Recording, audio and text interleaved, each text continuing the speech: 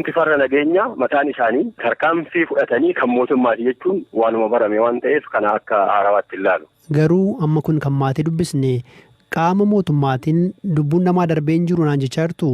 Walitti bu'iinsa taasifamu keessatti namni bakka walitti bu'iinsaa san jiru lubbuun isaan dabru jechuu hin dandeessu. Farreen nageenyaa shororkeessitoonni kun ufumaa nama ajjeesanii magaala keessattis baadiyyaa keessatti iddoo hundatti nama ajjeesanii mootummaatu ajjeese jedhanii maxxansaa oolan. Isinis sanuma waliin gizee tokko yeroo dubbattan isin dhageenna kun amala miidiyaatillee jedhee itti namanuu akkasii yoo sirreeffattan gaarii dhageen amana. Haganuu danda'ametti qaamota garaagaraa gaafachuudhaaf hin yaalla. Qaamota mootummaas, qaamota nageenyaas, jiraattotas, namoota ijaan arganis dubbisuuf hin yaalla.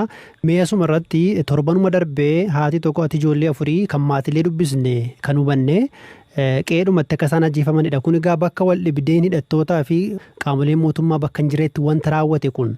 Kanaaf wantoonni akkasii utuu jiranii rakkoon hin mudanne jechuun danda'amaa? Walitti bu'iinsa taasifamu keessatti namni miidhamuu hin danda'an jedhe. Yeroo tokko sii kaasuu hin danda'a. Ani mataan kan koo bakka jirutti yeroo walitti dhufaafame osoo akkasitti humna shanee deemu argamu sababa daa'imni gidduu fiigdee rifattee gidduu seentuun manguddoon fiigdee rifattee gidduu seentuun dubartiin rifattee gidduu seentuun humna diinaa dhahuurra namoota kana balaarraa hambisuun nurra jiraata jedhee dhukaasa dhaabeetiniin diinni nama keenya irratti tarkaanfii injifannoo argatu hundatu jira waan ta'eef kuni waan wal mammaku kun mana keessaa dhukaafamee mana keessatti yeroo ati dhukaaftu namni miidhamu ni jiraata. Namni mana san keessatti jiru immoo mataan isaatu iyyuu humnuma dhukaase waan ta'eef ni miidhama. Egaa miidhame booda immoo nama nagaati jedhamee gabaafama. Torbanuma 2-3 darbee keessatti gama lixa Wallaggaas gama Qeellammees Dambidolloo Muggii dabalatee Laaloo Assaabii dabalatee ajjechaawwan raawwatan jiraattota gaafannee kan hubanne jira. Isaaf deebiin keessan maali? Akkamiin du'an jettu? Isaan amma hidhattoota mootummaatiin lubbuun keenya darbee, lubbuun haadha keenya darbee, lubbuun abbaa keenya darbeedhu. Isin akka qaama mootummaatti akka hoogganaa bulchiinsaaf nageenya Oromiyaatti deebiin keessan maali? Nuti nama nagahaa ajjeesni hin qabnu. Caasaan nageenyaa nama nagahaa ajjeessi hin qabu. Nama du'aa jiru kanaaf ka'umsis xumurris shaneedha. Karaa sadiin tokko rakkoo nageenyaa ta'anii gurmaa'anii socho'uu isaaniitiin filannoo nageenyaa isaanii dhiyaate diduu isaaniitiin kan biraan mootuyyuu ummata keessatti galanii yeroo namni humni nageenya naannoo kabachiisuudhaaf socho'u mana namaa seenanii bakka hawaasni jiraatu keessa galamee dhukaasa banuudhaan dhukaasan keessatti yeroo sochiin taasifamu mootuyyuu walitti bu'iinsa taasifamu keessatti hawaasni naannoo miidhuudhaan sadaffaan mana deeggartoota isaaniitii fi miseensa isaanii akkasuma immoo humna isaanii keessa taa'anii mana san keessa yeroo caasaan nageenyaa karaa dabru dhukaasanii caasaa nageenyaa dhabuudhaan caasaan nageenyaa yeroo deebii kennu mootu mana keessatti miidhama uumamu gara tokko namni nagahaa achi keessatti miidhamu isaa gama biraatiin immoo uumnumti shanee achi keessatti yeroo du'u nama nagahaatti miidhame jedhamee ilma kiyya jedhamee maalii jedhamee qindaa'ee dhiyeessuudhaan gahee kanatti taphatamaa jira.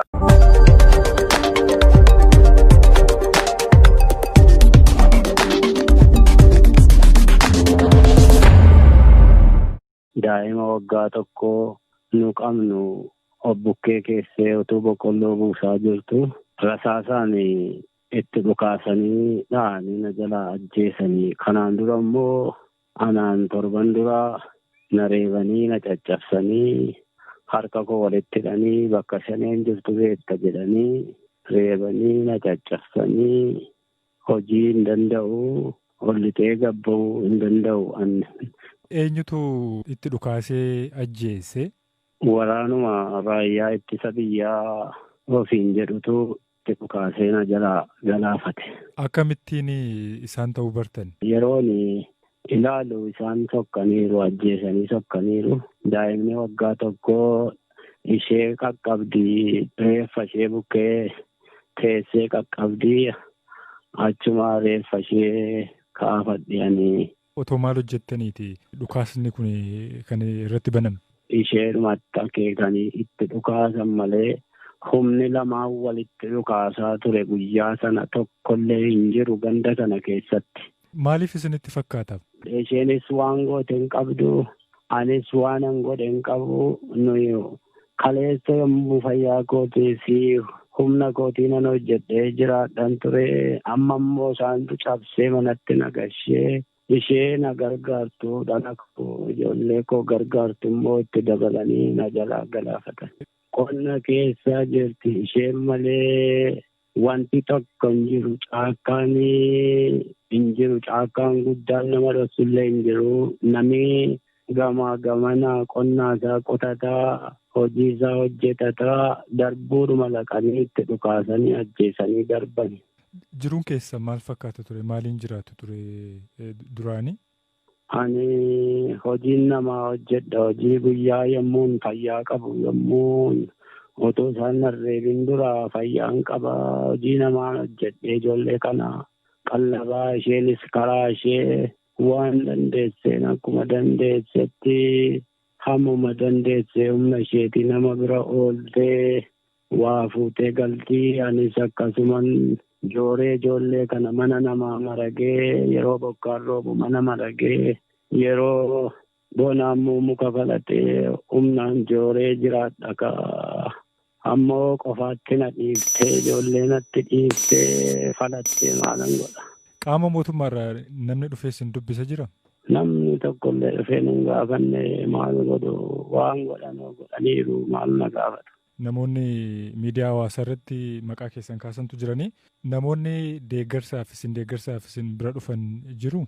Eeyyee deeggarsa sii goonaa jabaadhu si cina jirraa ijoollee kana sii guddifnaa hamma dandeenye si bukkee dhaabbannaa miidiyaa hawaasaatiifis gadhiifneerraa qofaa keen guddiftuu uummata miliyoona 60tu jira hin yaadda'inii jedhaa jiru kaa isaanillee.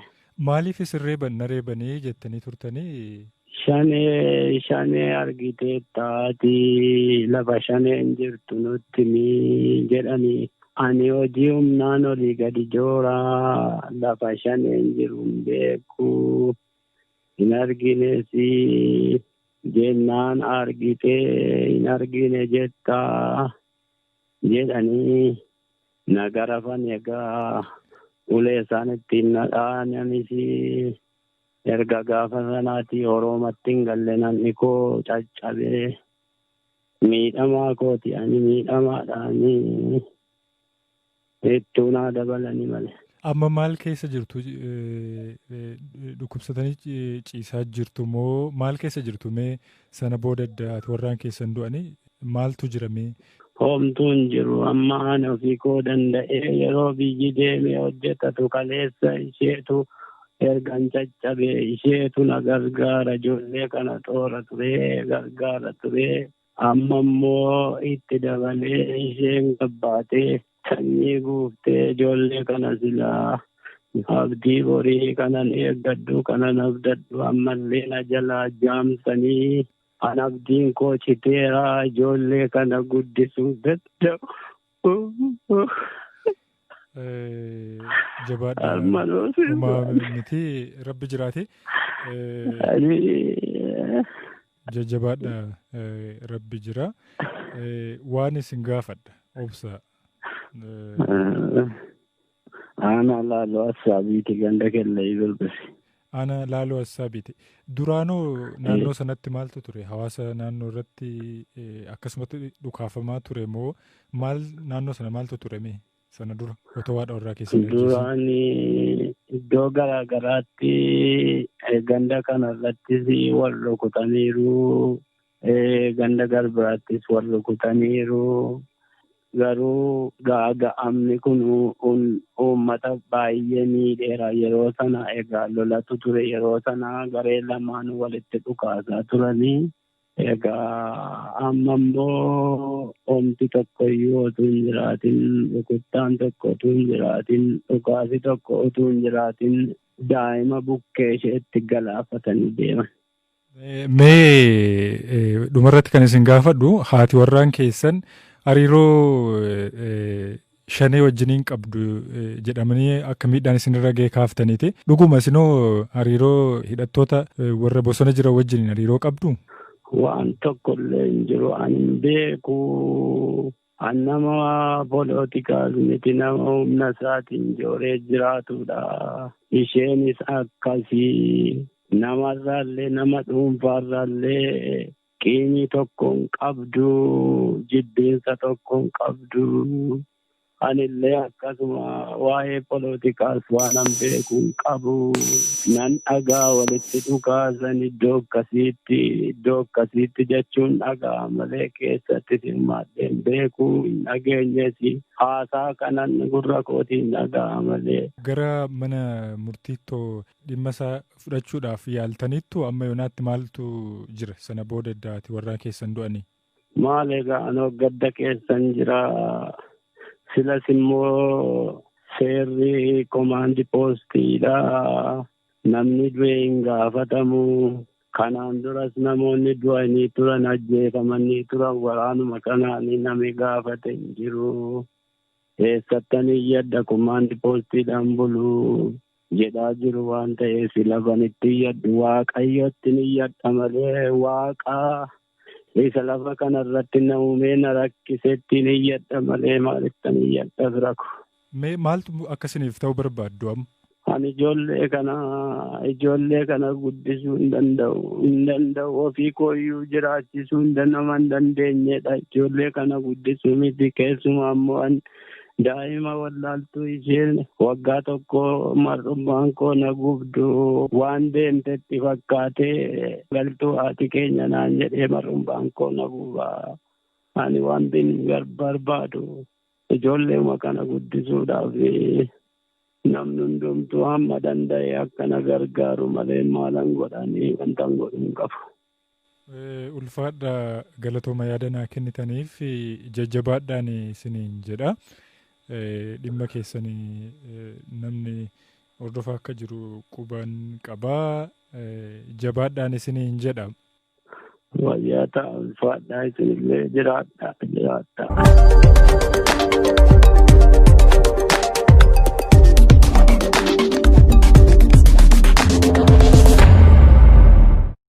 Maatii kanaaf ammaa booda abbaan kiyyallee nama kan ta'u natti hin fakkaatu. Haatillee akkasuma rakkoo guddaa keessa seenee jirra ishii dhabuu keenyaati. Na xoortii, na daggaftii bakka jedhetti na jalaa qalamtee hanqalamtee hospitaala mootummaa keessatti an beeku ani kanumaa amma mucayyoontii as dhabee.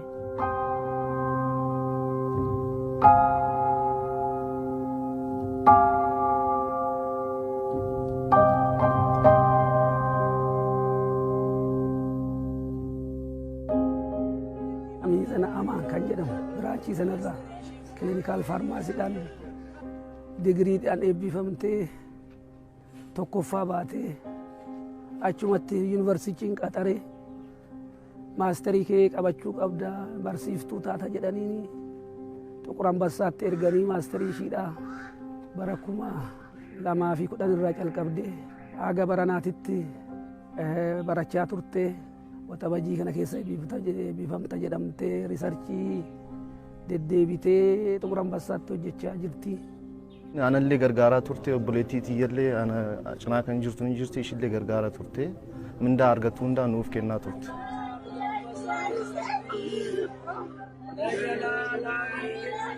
Gaafa 17 hojii duree manaa baatee jettee obboleettiin natti bilbilte hin gallee bultee naan jedhanii.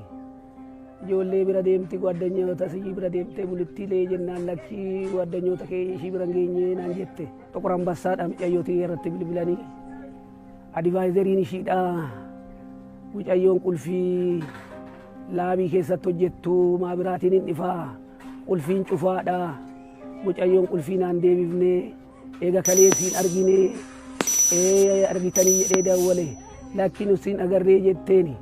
Mee koottaadhaa Xuqur Ambassaatti nuun jedhe.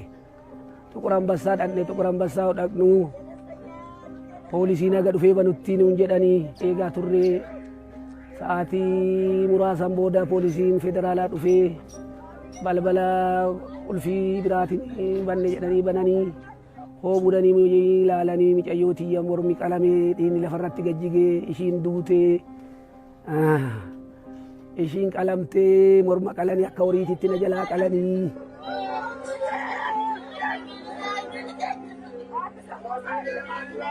Maaliif akka qalanillee akkamitti akka qalamtellee namni na gaafate sagammaan jiru. Rabbi si haa jabeessullee namni naan jedheen jiru hospitaala sanirraa komiin hospitaala sanirraa qabu kana. kan biraa mucayyoon tiyya politikeenyaa miti ani politikeenyaa miti ani waan ammallee mootummaa kadhadhu anuma dhiiga mucayyoo tiyyaa nama mucayyoo tiyya qalee ajjeese biyya keenya biyya nagaa kana keessatti nama kana na godhee akkanaa baaftanii mootummaatti dhaamsa akkanaa hintanii akka itti naa jabaatu mootummaanii uummanni Itoophiyaa immoo bakka jirutti hunduu dhiiga mucayyoo tiyyaatiif waaqa naa kadhatu dhiigni mucayyoo kiyyaa qaba waaqa naa kadhatu.